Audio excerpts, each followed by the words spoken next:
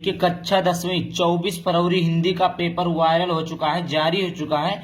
24 फरवरी को जितने बच्चे कक्षा 10वीं का पेपर देने वाले हैं तो उनके लिए देखिए 801 कोड डीसी का जो वायरल पेपर होता है, जो पेपर होता है बोर्ड परीक्षा में पूछा जाता है, वो पेपर जारी हो चुका है। तो इस वीडियो को पूरा देखिएगा ताकि आप लोग इसका सॉल्यूशन को समझ सके और इसके पीडीएफ को आप लोग डाउनलोड कर सके। इसके पीडीएफ का लिंक मैं वीडियो के डिस्क्रिप्शन में भी दे दूंगा। ठीक, तो ये देखिए 901 कोड 801 कोड डीसी का वायरल पेपर है बच्चों। इसका मैं पूरा फुल सॉल्यूशन बताने वाला हूँ, सॉल्यूशन वगैरह सब दूंगा। बस करना क्या, इस वीडियो को पूरा देखना है। चैनल पर पहली बार चैनल को सब्सक्राइब करना है, वीडियो को लाइक एक जरूर कर देना। तो सबसे पहले बात करते हैं एकदम स्टार्ट से एकदम सीखेंगे अनुक्रमांक। प्यारे बच्चों, सबसे पहले आप सभी लोगों को भरना रहेगा क्या, अनुक्रमांक भरना रहेगा। क्या भरना रहेगा प्यारे बच्चों, अनुक्रमांक। उसके बाद में दूसरा आपका है नाम, फिर यहाँ पर आपको नाम लिखना रहेगा। बोर्ड परीक्षा में केवल अनुक्रमांक भी भर देते हैं, कोई दिक्कत नहीं है। पूर्णांक आपका 70 का रहता है, 30 नंबर आपको प्रैक्टिकल में मिलते हैं। कितने नंबर का रहता है बच्चों, 70 नंबर का रहता है। प्रैक्टिकल में आपको 30 नंबर मिलते हैं। समय 3 घंटे 15 मिनट है। सामान्य निर्देश कुछ दिए गए हैं, जैसे प्रारंभ के 15 मिनट परीक्षार्थियों को प्रश्न पत्र पढ़ने के लिए निर्धारित है। दूसरा पॉइंट है प्रश्न पत्र 2 खंड आ तथा बा में विभाजित है। तीसरा है प्रश्न पत्र के खंड आ में बहुविकल्पीय प्रश्न है, जिसमें सही विकल्प को चयन करके ओएमआर सीट नीले अथवा काले बाल पॉइंट पेन से विकल्प गोले को पूरे से काला करना। अब मैं समझा देता हूँ। इसका मतलब ये है बच्चों 2 खंडों में विभाजित है। खंड आ में जैसे यहाँ पर देख सकते हैं, जैसे यहाँ पर देखिए खंड आ में आपके बहुविकल्पीय प्रश्न है। क्या पर बच्चों, बहुविकल्पीय प्रश्न है। और उसके बाद में आ जाएगा खंड बा, आ जाएगा क्या पर बच्चों, यहाँ पर देखिए क्या खंड बा है। तो खंड आ में आपको 20 बहुविकल्पीय प्रश्न मिलेंगे, नहीं एमसीक्यू ऑब्जेक्टिव प्रश्न मिलेंगे, जो कि आपको ओएमआर सीट में भरना रहेगा, जो कि 3 सालों से चला आता जा रहा है कि आपको जो 20 ऑब्जेक्टिव प्रश्न होते हैं, 20 जो एमसीक्यू होते हैं, वो आपको कहाँ भरना रहता है फिर बच्चों, वो आपको ओएमआर सीट में भरना रहता है। ओएमआर सीट आपको बोर्ड में मिल जाएगा। ठीक है, समझ में आ गया फिर बच्चों। वहां पर बता देंगे कि ओएमआर सीट को कैसे भरना है, वहां पर कुछ भरना नहीं रहता ओएमआर सीट में, बस टिक लगाना रहता है काले पेन से। तो जैसे देखिए यहाँ पर उसके बाद निकला खंडा में बहुविकल्पीय प्रश्न है, जो कि एक एक नंबर के रहते हैं, वही चीजें यहाँ पर लिखा हुआ है। प्रत्येक प्रश्न के सम्मुख उसके निर्धारित अंक दिए गए हैं। प्रत्येक प्रश्न के सम्मुख उसके निर्धारित अंक क्या है फिर बच्चों, दिए गए हैं।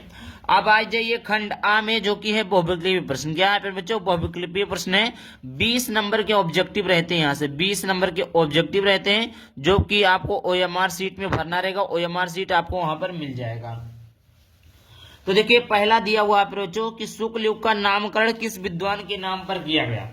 शुक्ल युग का जो नामकरण है बच्चों, देखिए शुक्ल युग, द्विवेदी युग, भारतेंदु युग, इस प्रकार जो युग है, तो शुक्ल युग का जो नामकरण है किस नाम अरे भाई साहब देखिए आजकल के जमाने में कुछ भी अगर किसी भी चीज का, रेस्टोरेंट का, किसी भी चीज का मतलब नाम रखते हैं, तो मतलब किसी के बेटे के नाम से, किसी के पिता के नाम से, किसी के पत्नी के, इस प्रकार रखते हैं ना। तो उसी प्रकार इसमें भी पूछा है कि शुक्ल युग, जो शुक्ल युग का नामकरण है, कैसे शुक्ल युग रख दिए वो। अब आचार्य रामचंद्र शुक्ल आपने पढ़ा, आचार्य रामचंद्र शुक्ल, तो पहला वंशीधर शुक्ल, आचार्य रामचंद्र शुक्ल, वैकुंठनाथ शुक्ल, रामचंद्र शुक्ल। तो शुक्ल युग का नामकरण जो है आचार्य रामचंद्र शुक्ल ने किया था। दूसरा प्यारे बच्चों कि सेवा सदन उपन्यास के लेखक हैं। सेवा सदन उपन्यास के लेखक कौन है। पहला है जैनेन्द्र कुमार, दूसरा है यशपाल, तीसरा है प्रेमचंद और चौथा जयशंकर प्रसाद। तो देखिए प्यारे बच्चों सेवा सदन उपन्यास के जो लेखक है प्यारे बच्चों, वो है आपके प्रेमचंद्र जी। कौन है प्यारे बच्चों, प्रेमचंद जी सेवा सदन उपन्यास के लेखक है। आई होप इतना पसंद आया हो। वीडियो पसंद आया वीडियो को लाइक करते चलिएगा। कुछ वीडियो और होता कमेंट में जरूर पूछिएगा। उसके बाद में देखिए आगे का प्रश्न देखिए कि शुक्ल युग के नाटककार निम्नलिखित में से कौन नहीं है। कौन नहीं है प्यारे बच्चों, तो पहला दिया हुआ जयशंकर प्रसाद नहीं है, दूसरा है डॉक्टर राम कुमार वर्मा नहीं है, हरि कृष्ण प्रेमी नहीं है, या भारतेंदु हरिश्चंद्र जी नहीं है। तो शुक्ल युग के नाटककार निम्नलिखित में से कौन से नहीं है प्यारे बच्चों, तो डी ऑप्शन सही है, भारतेंदु हरिश्चंद्र जी नहीं है। अगला प्रश्न पूछा गया चौथा नंबर का प्रश्न, जो कि मोस्ट इंपोर्टेंट, एक प्रश्न पर बच्चों मोस्ट इंपोर्टेंट है, बोर्ड परीक्षा में आने के चांसेस 100% बनेंगे। अगला प्रश्न है प्रसिद्ध आत्मकथा क्या भूलू क्या याद करूं के लेखक हैं। प्रसिद्ध आत्मकथा क्या भूलू क्या याद करूं के लेखक कौन है बच्चों, तो पहला हरिवंश राय बच्चन, दूसरा है डॉक्टर राजेंद्र प्रसाद, तीसरा है पांडे बेचन शर्मा उग्र, चौथा है रामविलास शर्मा। तो प्रसिद्ध आत्मकथा क्या भूलूं क्या याद करूं के लेखक जो है प्यारे बच्चों वो है आपके Harivansh Rai Bachchan. Option number A सही हो जाएगा। आगे बात करते हैं प्यारे बच्चों, आगे है 5वां नंबर का ऑप्शन है, 5वां नंबर का कि निम्नलिखित में से कौन सा प्रसिद्ध यात्रा साहित्यकार है। कौन सा प्यारे बच्चों, तो पहला है जयशंकर प्रसाद, दूसरा है प्रेमचंद, तीसरा है राहुल संकृत्यान और चौथा है हजारी प्रसाद द्विवेदी। तो निम्नलिखित में से कौन सा प्रसिद्ध यात्रा साहित्यकार है ये आपको बताना है, जल्दी जल्दी बताइए। तो ये ऑप्शन नंबर सी सही हो जाएगा, राहुल संकृत्यान। आगे बात करते हैं प्यारे बच्चों 6वां नंबर का प्रश्न है। 6वां नंबर का प्रश्न है प्यारे बच्चों, देखिए 6वां नंबर का प्रश्न है कि रीतिकाल के वीर रस के प्रसिद्ध कवि है। रीतिकाल के वीर रस के प्रसिद्ध कवि कौन है, तो देखिएगा यहाँ पर पहला है देव, दूसरा है घनानंद, तीसरा है भूषण और चौथा है बिहारी। तो रीतिकाल के वीर रस के जो प्रसिद्ध कवि है प्यारे बच्चों वो है आपके भूषण जी। 7वां नंबर का प्रश्न है रामचंद्रिका के रचनाकार है। रामचंद्रिका के रचनाकार कौन है, तो पहला है बिहारी, दूसरा है केशवदास, तीसरा है भूषण और चौथा है मतीराम। तो रामचंद्रिका के जो रचनाकार है प्यारे बच्चों वो है आपके केशवदास जी। कौन है प्यारे बच्चों, केशवदास जी हैं। 8वां नंबर का प्रश्न है कि प्रिय प्रवास किसकी रचना है। प्यारे बच्चों प्रिय प्रवास किसकी रचना है, तो पहला है जयशंकर प्रसाद की, दूसरा है श्रीधर पाठक की और तीसरा है सियाराम शरणगुप्त की और चौथा है आपका जो है अयोध्या सिंह उपाध्याय हरियोध की। इनमें से कौन सा ऑप्शन सही हो जाएगा प्यारे बच्चों, आप लोग बताइए जल्दी से। तो प्रिय प्रवास किसकी रचना है, अयोध्या सिंह उपाध्याय हरियोध की जो है प्रिय प्रवास की रचना है। आगे देखते हैं अगला क्वेश्चन है, 8 तक हो गया। 9वां नंबर का प्रश्न है बच्चों, 9वां है राम की शक्ति पूजा के रचनाकार हैं। राम की शक्ति पूजा के रचनाकार कौन है, तो पहला यहाँ पर है सूर्यकांत त्रिपाठी निराला या महादेवी वर्मा या आपके रामधारी सिंह दिनकर या सुमित्रानंद पंत। तो राम की शक्ति पूजा के जो रचनाकार है वो कौन है प्यारे बच्चों, तो वो है सूर्यकांत त्रिपाठी निराला। 10वां नंबर का प्रश्न है जो कि मोस्ट इंपॉर्टेंट में आता है कि निम्नलिखित में से कौन सा प्रगतिवादी युग का कवि नहीं है। यहाँ पर 4 ऑप्शन दिए, इनमें से कौन है, इसी में तो आप कंफ्यूज हो जाते हैं। अभी ही पूछ लेता निम्नलिखित में से कौन सा प्रगतिवादी युग का कवि है, क्या पूछ लेता, नहीं अगर ये काट देता तो आप टिक लगा देते केदारनाथ अग्रवाल, बिल्कुल रॉन्ग है क्योंकि नहीं पूछा है।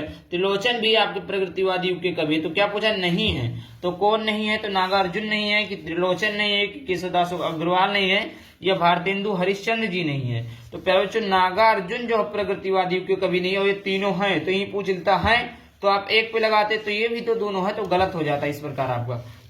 आगे बात करते हैं, अब आते हैं यहाँ पर प्यारे बच्चों ये आपके थे गद्यांश। गद्यांश के 5 नंबर के थे आपके और 5 नंबर जो था आपका पद्यांश। गद्यांश से 5 नंबर की एमसीक्यू थी, पद्यांश से आपके 5 नंबर की एमसीक्यू थी। अब आता है 10 नंबर का आपका, 10 नंबर का जो अब आपका आएगा वो है प्यारे बच्चों व्याकरण। क्या प्यारे बच्चों 10 नंबर का आपका व्याकरण पूछा जाएगा। तो पहला 1 नंबर का ये हास रस का स्थायी भाव, देखिए हास से लिखा, क्या हास नहीं, हास से रस का स्थायी भाव। शोक होता है, हास होता है, रति होता है, उत्साह होता है। तो देखिए शोक किसका स्थायी भाव, करुण का होता है। हास किसका होता है, तो यह हास रस का स्थायी भाव होता है। श्रृंगार का रति होता है, श्रृंगार रस, ये श्रृंगार है। और उत्साह किसका होता है, वीर। करुण रस का स्थायी भाव शोक होता है, हास रस का स्थायी भाव हास होता है। श्रृंगार संयोग श्रृंगार, वियोग श्रृंगार, हाँ सही है। रति होता है और उत्साह, वीर का जो स्थायी भाव होता है उत्साह होता है। इसी में थोड़ा कंफ्यूजन है, वैसे शायद सही है, संयोजन है, सॉरी इसके भी कितने प्रकार होते, 2 प्रकार होते हैं। 12 नंबर का फिर बच्चों मनहु मानो जनु जानो आदिवाचक शब्द किस अलंकार में प्राय प्रयुक्त होते हैं। तो पहला उत्प्रेक्षालंकार, रूपक अलंकार, उपमा अलंकार या यमक अलंकार। तो प्राय प्रयुक्त होते हैं, किस में प्रयुक्त होते हैं प्यारे बच्चों आप लोग बताइए। तो ऑप्शन नंबर ए उत्प्रेक्षालंकार में प्रयुक्त होते हैं। 13 नंबर का प्रश्न है लिखकर लेहित लेख डूब गया दिन मढ़ी यहाँ, व्योम सिंधु सखी देख तारक बुदबुद दे रहा। उपयुक्त पंक्तियों में छंद बताना है। तो रोला हो गया कि दोहा है कि बरवे है कि सोठा है, तो इसका ऑप्शन नंबर डी सही हो जाएगा, सोठा है। आगे बात करते हैं बच्चों 14 नंबर का प्रश्न है उपसर्ग से बना शब्द नहीं है। देखिए बच्चों क्या बोला, शब्द नहीं है। तो पहला देखिए उपदेश, ये भी है, ऊपर हो गया। उसके बाद में यहाँ पर देखिए क्या है, ऊपर हो गया। तो यहाँ देखिए उपवन भी बना है, उपनाम भी बना है। बना क्या नहीं है बच्चों, ये आपका ऊपर जो है ये उप से नहीं बना है, ये बाकी तीनों ऑप्शन बने हैं।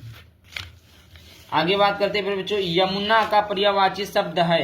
यमुना का पर्यायवाची शब्द है मंदाकिनी, सरिता, कालिंदी, इनमें से कोई नहीं। तो इसका ऑप्शन नंबर सी सही हो जाएगा। अगला प्रश्न है त्रिवेणी में कौन सा समास है। त्रिवेणी में कौन सा समास है। पहला द्वंद्वी समास, कर्मधारय समास, द्विगु समास, अव्ययी भाव समास। तो देखिए इसमें कौन सा समास है प्यारे बच्चों, तो इसमें द्विगु समास है। 17 नंबर का प्रश्न है कि प्रमोद शब्द का तत्सम रूप है। प्रमोद शब्द का तत्सम रूप क्या है बच्चों, तो देखिए प्रमोद है, प्रमुद है, प्रमोद है या प्रमाद है। तो प्यारे बच्चों इसका जो सही ऑप्शन हो जाएगा सी हो जाएगा, प्रमोद है। 18 नंबर के प्रश्न को देखते हैं प्यारे बच्चों। मेरे पास एक गुड़िया है जो बैटरी से चलती है। मेरे पास एक गुड़िया है जो बैटरी से चलती है मिश्रित वाक्य है, सरल वाक्य है, संयुक्त वाक्य है, इनमें से कोई नहीं है। तो मेरे पास एक गुड़िया जो बैटरी से चलती है मिश्रित वाक्य में के अंदर, लेकिन आप लोग इसका कमेंट में बताइएगा इसका आंसर क्या होगा। नहीं बता पाते तो मैं बताऊंगा। महिलाएं कल गीत गाएंगी, महिलाएं कल गीत गाएंगी, कृतवाच्य, कर्मवाच्य, भाववाच्य, इनमें से कोई नहीं। तो इसका भी आप लोग कमेंट बताइएगा। 20 नंबर का प्रश्न है किसी चीज की विशेषता को व्यक्त करने के लिए प्रयोग किया जाता है सर्वनाम, क्रिया, विशेषण, अव्यय। तो ये देखिए ऑप्शन नंबर सी करेक्ट हो जाएगा, विशेषण। अब देखिए अब ये था आपका खंड का, क्या फिर बच्चों ये था आपका खंड का, जो कि आपका बहुविकल्पीय प्रश्न था 20 नंबर का। अब देखिए यहाँ पर यहीं से स्टार्ट होता है। यहाँ पर देखिए क्या खंडवा, खंडवा में पहला प्रश्न दिया हुआ है इस प्रकार आपका 6 नंबर का। ये आपका 2-2 अंक का रहता है, 2 अंक 2 अंक 2 अंक, टोटली आपका 6 नंबर का रहता है। अब यहाँ पर देखिए पूछा है एक पहला प्रश्न दिया हुआ है यहाँ पर, ये आपका पहला प्रश्न है। तो विश्वास पात्र मित्र सबसे बड़ी, ये देखिए ये उपयुक्त गद्यांश का संदर्भ लिखना है। तो ये किस चैप्टर से लिया गया, आचार्य रामचंद्र शुक्ल चैप्टर से लिया गया है। एक जिस चैप्टर का नाम क्या है, तो मित्रता नाम है। गद्यांश रेखांकित अंश की व्याख्या, लेखक ने विश्वास पात्र मित्र की तुलना किससे की है। इस प्रकार तीनों कर लेंगे तो 6 नंबर मिलेगा। और ये 6 नंबर आपको इसी गद्यांश को पढ़कर आप पा जाएंगे। गद्यांश कैसे हल करते, दुनिया का कोई भी गद्यांश हल करने का तरीका मैंने बता दिया, डिस्क्रिप्शन में सारा कुछ लिंक मिल जाएगा, देख लीजिएगा। अथवा करके, ऐसा नहीं कि आपको ये भी करना है ये भी करना, नहीं। यहाँ पे देखिए कितने गद्यांश दिए हैं, 2, एक ये दिया एक ये दिया। अथवा में से होता है कोई एक करना है, तो दोनों में से कोई आप एक कर लीजिएगा। इसमें भी वही 3 क्वेश्चन है, 2-2 नंबर का भी दिया हुआ है, 2-2 नंबर का। दूसरा, दिए गए पद्यांश पर आधारित 3 प्रश्नों के उत्तर दीजिए। अब देखिए जैसे गद्यांश में 2 था, एक आपने किया, वैसे यहाँ पर देखिए पद्यांश में भी 2 है। उधो मन न भय 10-20, एक हो तो सो गयो श्याम संग को अवराधे, इस इंद्र शिथिल भई केशव बिन जेहू दी बिनुशीस, आशा लागी रहत तन स्वामा जीव कोटि बरिस। इस प्रकार प्यारे बच्चों पद्यांश में है। और देखिए पद्यांश में आपके देखिए पद्यांश में भी 2 है।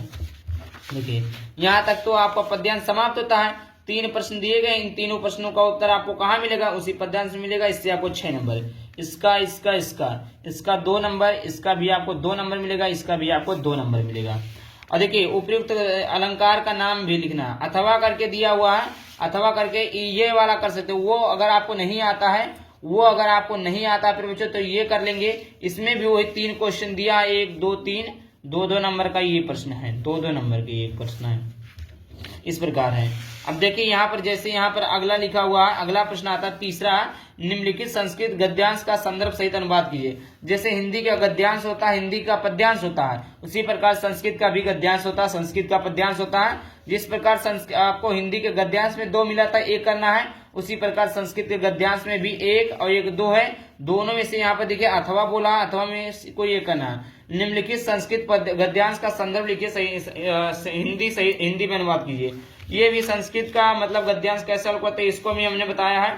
क्या पूछा, संदर्भ पूछा तो आप लिख देंगे प्रस्तुत गद्यांश हमारी पाठ्य पुस्तक हिंदी के संस्कृत गद्य खंड में संकलित वाराणसी नामक पाठ से लिया गया। वह 2 नंबर आप पा गए। 3 नंबर आप इसका लिख देंगे हिंदी अनुवाद का कि वाराणसी सुविख्यात प्राचीन नगरी है, इसके मतलब को विमल सल तरंगे गंगा के किनारे स्थित है, इसकी घाटे जो हैं गोलाकार पंक्ति जो है सफेद चांदनी में बहुत सुशोभित लगते हैं। यहाँ पर अनेक पर्यटक दूर दूर से नृत्य करने मतलब जो है घूमने टहलने आते हैं। इसकी घाटे जो है शोभा इसकी घाटों की शोभा को देखकर लोग बहुत प्रशंसा करते हैं। इस प्रकार आप 5 नंबर पा जाएंगे। पूरा तरह बच्चों मैंने एक डिटेल में बताया कि कैसे संस्कृत का गद्यांश हल करते हैं। सारा कुछ यूट्यूब चैनल पर अपलोड है, आप लोग देख लीजिएगा। वीडियो के डिस्क्रिप्शन में लिंक डाल दूंगा।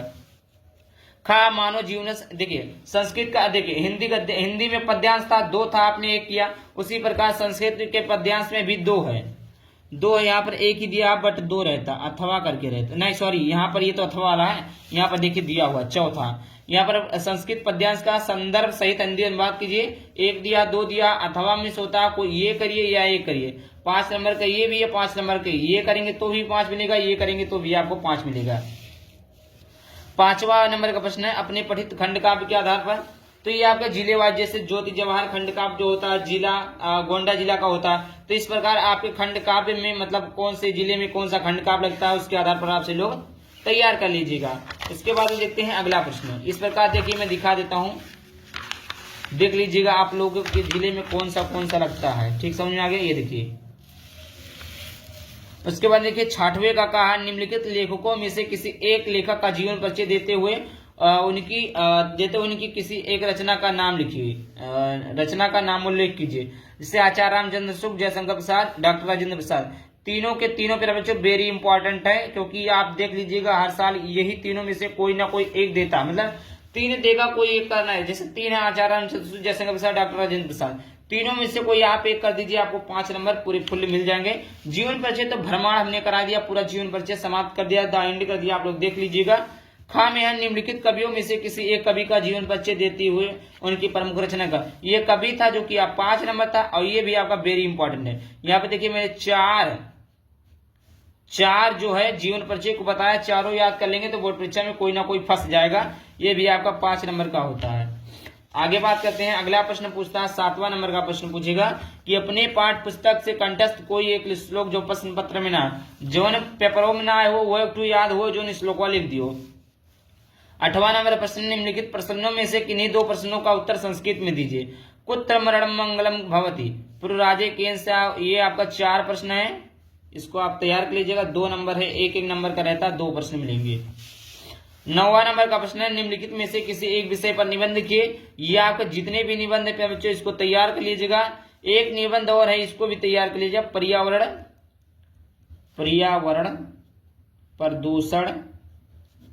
पर्यावरण प्रदूषण की समस्या और समाधान,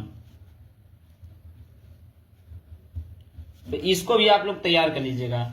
जल है तो कल है विद्या, इसको भी तैयार कर लीजिए। एक है बेरोजगारी की समस्या, ये तो लिखा हुआ है वरदान या ठीक है, ये आप तैयार कर लेते हो, बोर्ड परीक्षा में कोई ना कोई फंस जाएगा। यहाँ से आपको 7 नंबर मिलते हैं। लास्ट जो टॉपिक है अवकाश हेतु अपने प्रधानाचार्य को एक पत्र लिखिए, अथवा करके है आप एक नगर मतलब पत्र लिखिए। मतलब ये आप एप्लीकेशन होता है जो स्कूल के पत्र लिखना रहता है। अगर आपको उसको नहीं लिखने का मन है तो अपने मतलब गली के मोहल्ले की साफ सफाई, पानी की टंकी के लिए, बिजली विभाग के लिए, इस प्रकार आ जाता। तो मैं कहूंगा यही आप याद कर लीजिए, क्योंकि ये आसान होता है, कुछ रहता नहीं है।